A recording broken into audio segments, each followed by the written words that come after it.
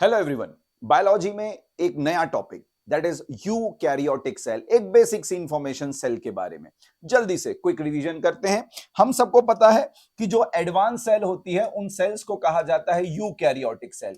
यहां यूकैरियोटिक का मतलब होता है एक ट्रू न्यूक्लियस वाली सेल।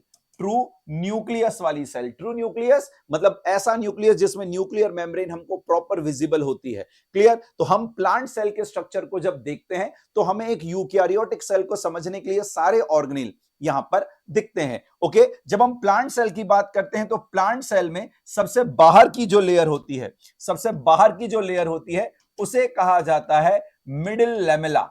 उसे कहा जाता है मिडिल लैमेला। मिडिल लैमेला हर प्लांट सेल दूसरी सेल से जो कनेक्ट होती है एडजेसेंट सेल से, वो मिडिल लैमेला के थ्रू होती है, जो कैल्शियम और मैग्नीशियम पैक्टेट का बना होता है। मिडिल लैमेला के अंदर, मिडिल लैमेला के बाद जो अगला लेवल होता है वो होता है सेल वॉल का। प्लांट सेल में सेल वॉल होती है और जनरली जो सेल वॉल होती है वो सेल्यूलोज की बनी होती है।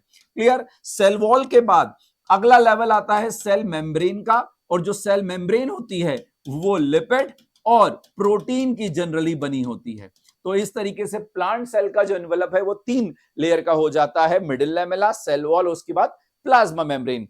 अंदर का जो पार्ट होता है उसे कहते हैं साइटोप्लाज्म, जहां सेल का वो सारा फंक्शन होता है, वो सारे बायोलॉजिकल एक्टिविटीज का जो मेन एरिना होता है, जो मेन प्लेटफॉर्म होता है, वो साइटोप्लाज्म होता है। इसके अलावा प्लांट सेल में न्यूक्लियस हमें मिलता है, और वो न्यूक्लियस प्रॉपर मेम्ब्रेन वाला होता है।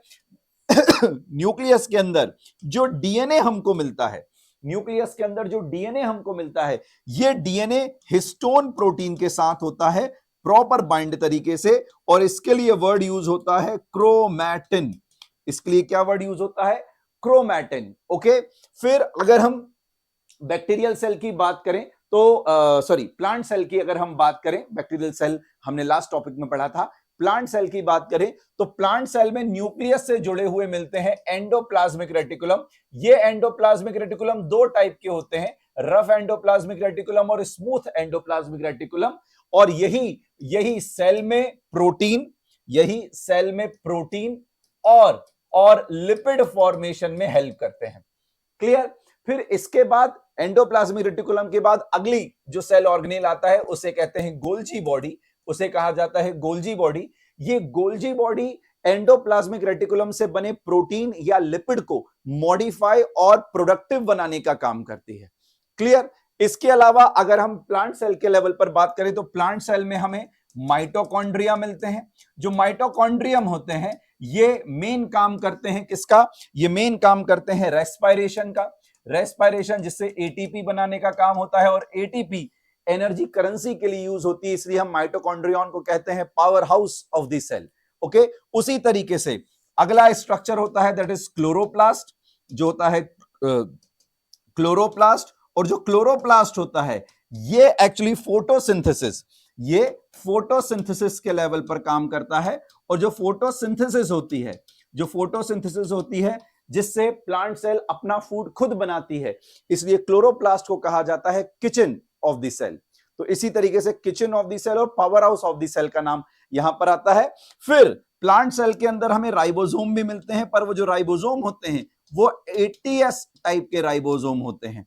आपको अगर याद आ रहा होगा, पिछली जो क्लास में हमने पिछले क्लिप में हमने प्रोकैरियोटिक सेल बताया था, वहां राइबोसोम 70s टाइप की वहां पर बात की गई थी। इसके अलावा प्लांट सेल में हमें वेस्ट मटेरियल स्टोर करने के लिए वैक्यूल्स जैसे स्ट्रक्चर भी मिलते हैं। और इस तरीके से अगर हम यूकैरियोटिक सेल की बात करें तो यूकैरियोटिक सेल के पास हर एक प्रॉपर ऑर्गेनेल अरेंज होता है, डिवीजन ऑफ लेबर प्रॉपर होता है, ताकि हर एक फंक्शन को प्रॉपर लेवल पर परफॉर्म किया जा सके, जो प्रोकैरियोटिक सेल में नहीं होता। Thank you so much everyone. अगले लेक्चर के लिए ज्वाइन करें हमारा चैनल और अपनी प्रिपरेशन को और बेहतर बनाएं। बेसिक बुक्स की अगर हम बात करें फॉर साइंस तो सबसे बेसिक बुक्स होती है 9 से 12 तक की एनसीईआरटी।